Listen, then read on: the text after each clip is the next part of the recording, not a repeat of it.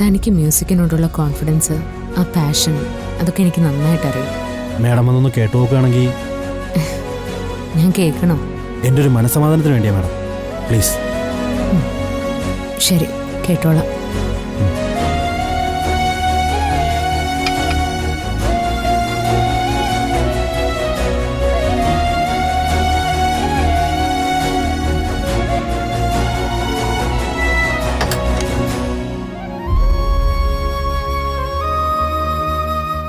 ബിനു ഒന്ന് പ്ലേ ചെയ്തേ. ശരി സാർ. സാറാകെ ടെൻഷനായിന്ന് കേട്ടു. അതെ മാഡം, മാഡത്തിനെ പോലെ ഒരാളിവിടെ വെയിറ്റ് ചെയ്യുമ്പോൾ സ്വാഭാവികമായും ടെൻഷനായി പോയില്ലേ? പക്ഷേ കാത്തിരുന്നതും ടെൻഷനായതും ഒന്നും വെറുതെ ആയില്ല. കിട്ടിയതൊരു മുത്തിനെയാണ് മാഡം. ശ്രീ, ആ കുട്ടി വേറെ ഏതെങ്കിലും പാടിയിട്ടുള്ള കുട്ടിയാണോ അതോ? ഇല്ല മാഡം, ആ കുട്ടിയുടെ വോയിസ് ആദ്യമായിട്ട് റെക്കോർഡ് ചെയ്യുന്നതാണ്. ബിനു പ്ലേ ചെയ്തു.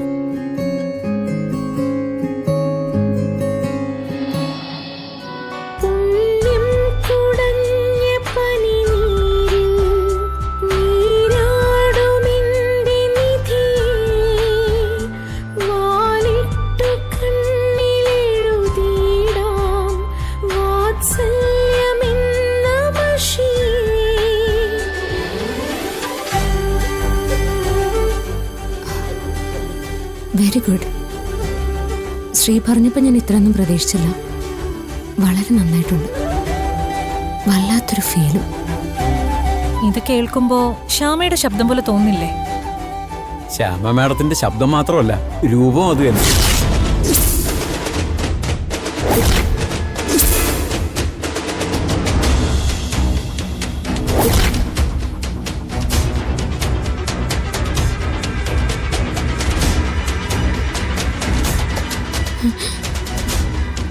എന്താ പറഞ്ഞേ?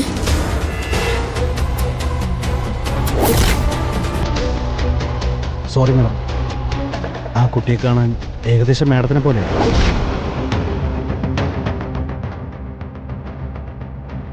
ആ കാര്യം ഡിസ്ക്ലോസ് ചെയ്യണ്ടെന്ന് പറഞ്ഞതാ. ശ്രീ, ആ കുട്ടി പോയത് നോക്കി. എനിക്ക് ആ കുട്ടിയെ കാണണം. ചേച്ചി ഇവിടെ തന്നെയാ, നോക്കാം. ശ്രീ പ്ലീസ്, എനിക്ക് ആ കുട്ടിയെ ഒന്ന് കണ്ടേ പറ്റൂ. ഓക്കെ മാഡം, നമുക്ക് നോക്കാം. ആ ചേച്ചി വാ.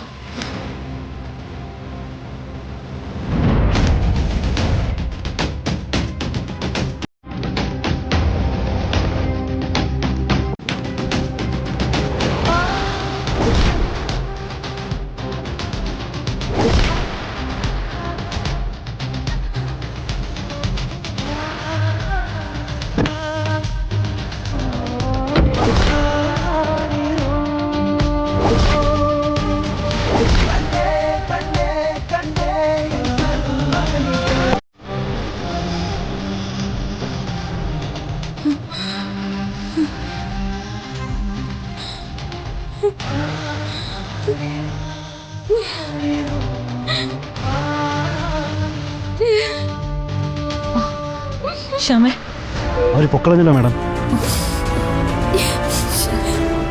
ശ്രീ, എനിക്ക് ആ കുട്ടിയെ കണ്ടേ പറ്റുള്ളൂ. ശ്രീയുടെ കയ്യിൽ വിനയ മാഡത്തിന്റെ നമ്പറില്ലേ?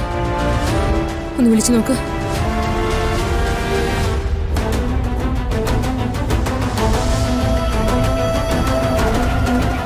കിട്ടുന്നില്ല മാഡം. ചിലപ്പോൾ ഡബ്ബിംഗ് സമയത്ത് ഓഫ് ചെയ്ത് വെച്ചതായിരിക്കും, ഓൺ ചെയ്ത് കാണില്ല. അല്ല, നിങ്ങൾ ആ കുട്ടിയുടെ നമ്പർ വാങ്ങിയിട്ടുണ്ടോ? എന്തെങ്കിലും ഉണ്ടെങ്കിൽ വിനയ മാഡത്തെ വിളിക്കാനാ പറഞ്ഞത്. കണ്ടുപിടിക്കണമെന്ന് മാഡത്തിന് അത്രയ്ക്ക് നിർബന്ധമാണെങ്കിൽ നമുക്കതിന് മാർഗം ഉണ്ടാക്കാം. മാം, നമുക്ക് നോക്കിയാലോ? ഞാൻ വരും, നടന്നോളൂ. ശരി മാം. എത്ര അടുത്ത് കിട്ടിയാലും കാണാൻ പറ്റാത്ത അവസ്ഥയാ അല്ലേ? ഒന്ന് ആലോചിച്ച് നോക്കിയേ. എവിടെ ചെന്നാലും എല്ലാവരും പറയുന്നു എന്നെ പോലെ തന്നെയുണ്ട്, എന്നെ പോലെ തന്നെ ഉണ്ടെന്ന്. ഇപ്പൊ എന്നോടൊപ്പം വന്ന് പാടി തിരിച്ചു പോയി. എന്നിട്ട് പോലും എനിക്ക് കാണാൻ പറ്റിയില്ലല്ലോ. അവര് വന്ന് എന്നെ വിളിച്ചതാ. അപ്പോഴും ഞാൻ മാറി നിന്നു. അതെങ്ങനെയാ? തലവിധി ഇങ്ങനെയല്ലേ? ടെൻഷൻ ആവില്ലേ? എന്തായാലും വിനയപ്രസാദിന് ആ കുട്ടി അറിയാലോ. കണ്ടുപിടിക്കാൻ ഇതിലും എളുപ്പമുള്ളൊരു മാർഗം വേറെ ഉണ്ടോ? ദൈവം നിങ്ങളെ കൂട്ടിച്ചേർക്കാൻ തന്നെയാ തീരുമാനിച്ചിരിക്കുന്നത്. പക്ഷേ അതിനിടയിൽ ഇങ്ങനൊന്ന് കളിപ്പിക്കുന്നു മാത്രം. ശരിയാവും ശ്യാമേ. എന്റെ വിശ്വാസം കൂടുന്നേ ഉള്ളൂ. തട്ടിത്തടഞ്ഞും കാണാതെ പോകുമ്പോ സങ്കടമുണ്ട്. പക്ഷെ നിങ്ങളൊക്കെ പറയും പോലെ ദൈവത്തിന്റെ കളി അല്ലാണ്ടെന്താ?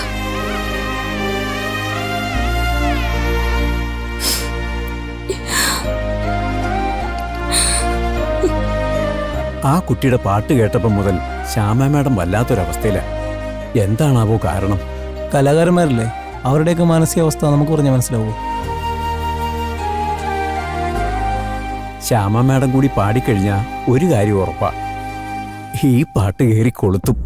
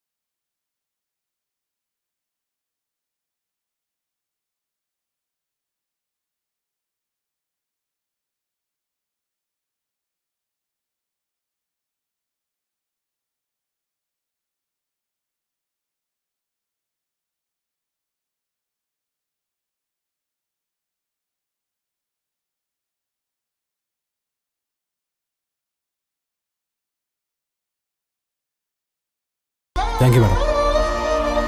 നമുക്ക് ഈ സോങ് മുഴുവനായിട്ടൊന്ന് കേട്ടാലോ? കേൾക്കാം മാം. ക്ലെയിം.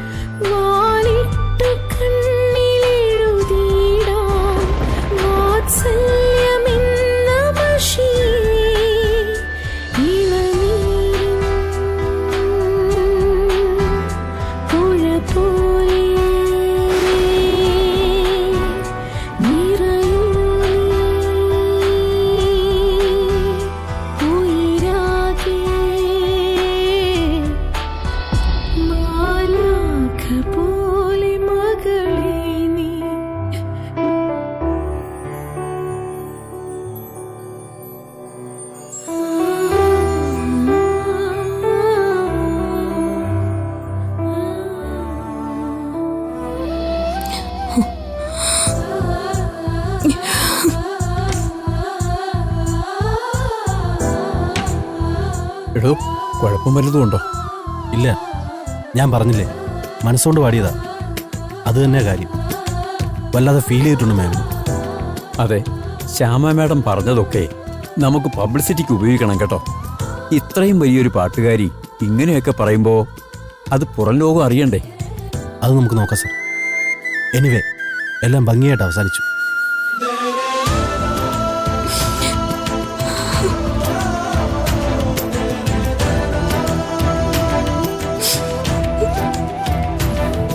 ശ്യാമ, ഇത്രയും നാളും തിരഞ്ഞിട്ടും കണ്ടില്ല.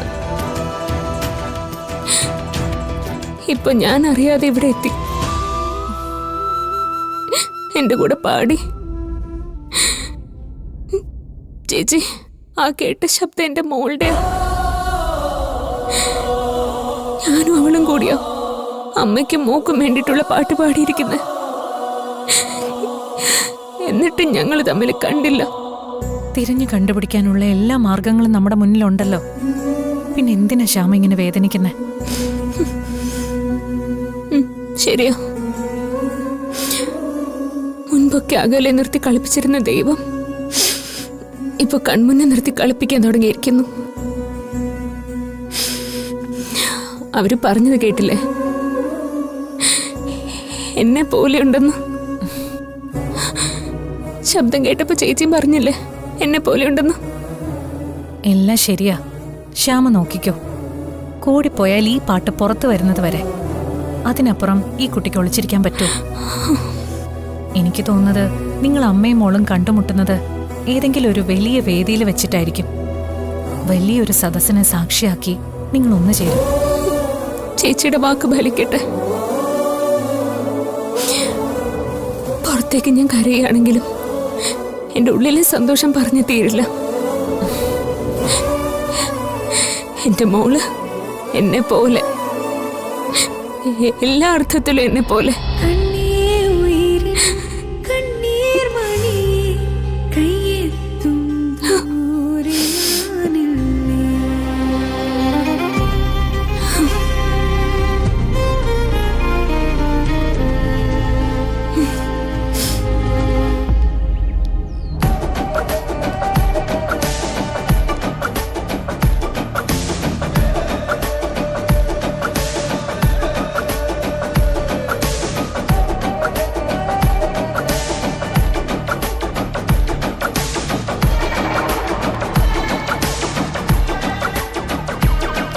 Good morning.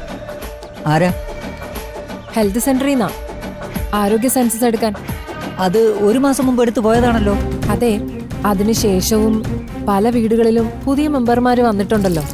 വിവാഹം കഴിച്ചു കൊണ്ടുവന്നവരും വിദേശത്ത് നിന്ന് വന്നവരും ഒക്കെ. അവരുടെ ഡീറ്റെയിൽസ് എടുക്കാനാണ് ഈ സർവേ. ഇവിടെ അങ്ങനെ ആരെങ്കിലും ഉണ്ടോ? ഇവിടെ ഇപ്പോൾ പുതിയൊരു മെമ്പറുണ്ട്. ഇവിടത്തെ വരൻ്റെ ഭാര്യ. ഈ അടുത്ത വിവാഹം കഴിഞ്ഞ്. ഓ, ആ കുട്ടിയുടെ പേരെന്താ? പ്രിയങ്ക. ഇവിടെ അടുത്തുള്ളതാണോ അതോ മറ്റു വല്ല ജില്ലയിൽ നിന്നും? ഇല്ല, അവരിവിടെ ശ്രീകൃഷ്ണപുരത്തുള്ളതാ. ശ്രീകൃഷ്ണപുരം, അതെനിക്ക് പരിചയമുള്ള സ്ഥലമാണല്ലോ. ഓ, അവിടെ ഒരു ശ്രീകൃഷ്ണ ക്ഷേത്രമില്ലേ? ആ. അവിടെ ഒരു വലിയ പൂജാരി ഉണ്ട്. ദേവനാരായണ തിരുമേനി. അദ്ദേഹത്തിന്റെ മകളെയാ ഇവിടെ വിവാഹം കഴിച്ച് കൊണ്ടുവന്നത്. ആ കുട്ടിയെ ഒന്ന് വിളിക്കാവോ? വിളിക്കാലോ.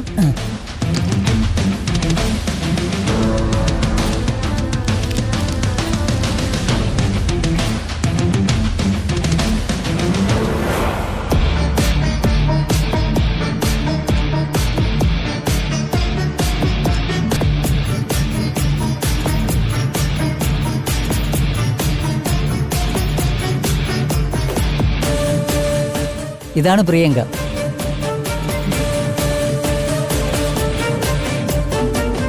ഇവരിവിടെ ആരോഗ്യ സെൻസസ് എടുക്കാൻ വന്നതാ. വീട്ടിലെ പുതിയ മെമ്പർമാരെ കുറിച്ച് അന്വേഷിക്കാൻ വന്നതാണെന്ന്. കുട്ടി ദേവനാരായണൻ തിരുമേനിയുടെ മകളാ? ആ അതെ. തിരുമേനിക്ക് കുട്ടിയല്ലാതെ വേറെ മക്കളുണ്ടോ? ഇല്ല.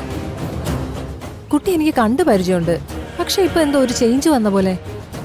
നിങ്ങൾ എന്തൊക്കെയാ ചോദിക്കുന്നത്? ഇതൊക്കെയാണോ സെൻസസിന്റെ ചോദ്യങ്ങള്? സോറി, എങ്കിൽ ഞാൻ പോട്ടെ. നിക്ക്, നിങ്ങൾക്കെന്താ ഒരു പരിഭ്രമം പോലെ? ഒന്നുമില്ല, ഞാനെന്തിനാ പരിഭ്രമിക്കുന്നേ? നിങ്ങൾ ശരിക്കും സെൻസസ് എടുക്കാൻ വന്ന തന്നെയാണോ? അതേ കുട്ടി, ഇവിടെ ഒരാള് പുതിയ മെമ്പർ വന്നു എന്ന് പറഞ്ഞു. ജസ്റ്റ് ഒന്ന് കാണാന്ന് വെച്ചു, അത്രേ ഉള്ളൂ.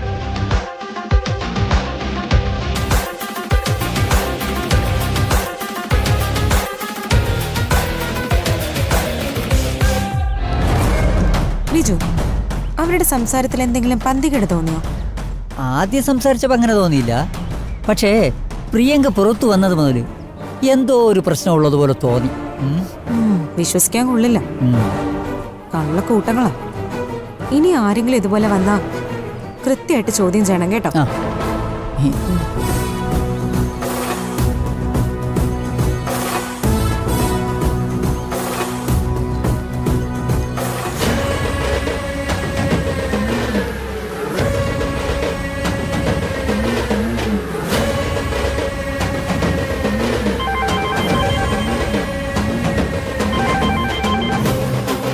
ഹലോ സോണിയ.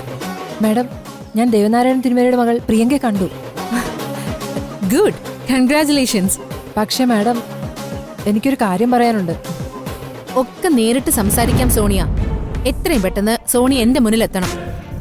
ബാക്കി ചില കാര്യങ്ങൾ നമുക്ക് പ്ലാൻ ചെയ്യാനുണ്ട്. Okay madam.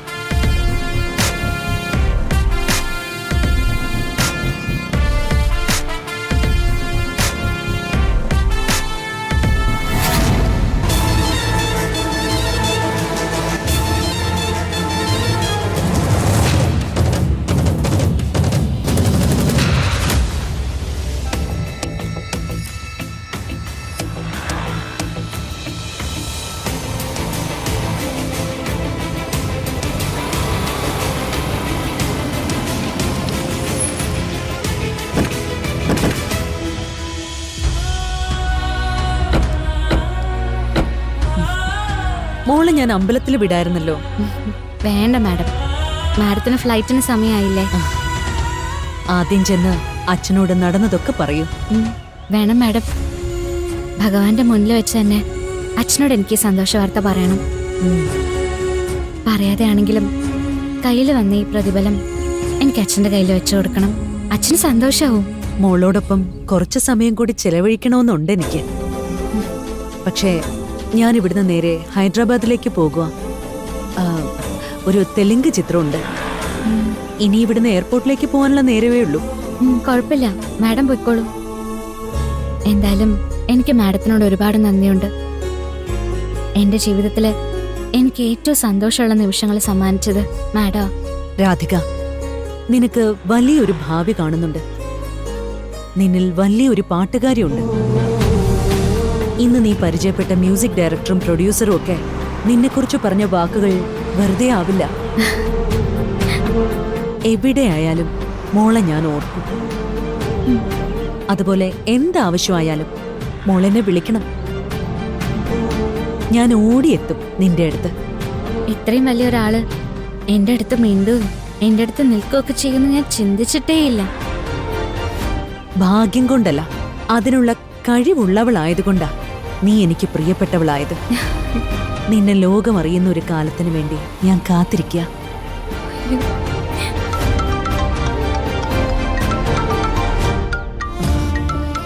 ആരാ? സ്ഥിരം വരാറുള്ള ഒരു നമ്പർ ഇല്ലേ, അതാ. ഈ നമ്പർ ബ്ലോക്ക് ചെയ്യേണ്ടി വരും.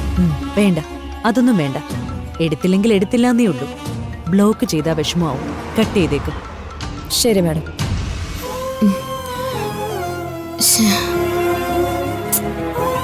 എന്താ എടുക്കാത്ത? വീണ്ടും വീണ്ടും തടസ്സങ്ങൾ വരികയാണോ?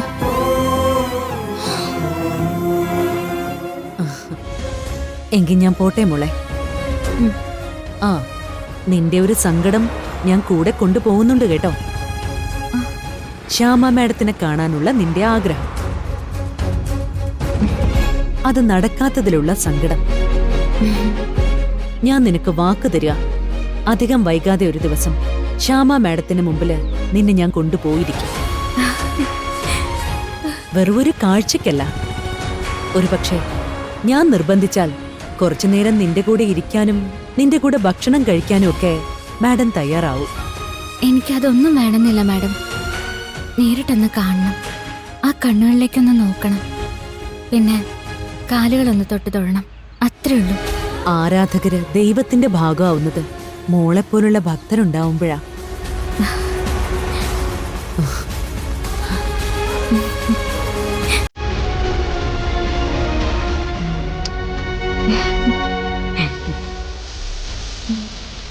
ഞാൻ പോട്ടെ രാധികേ.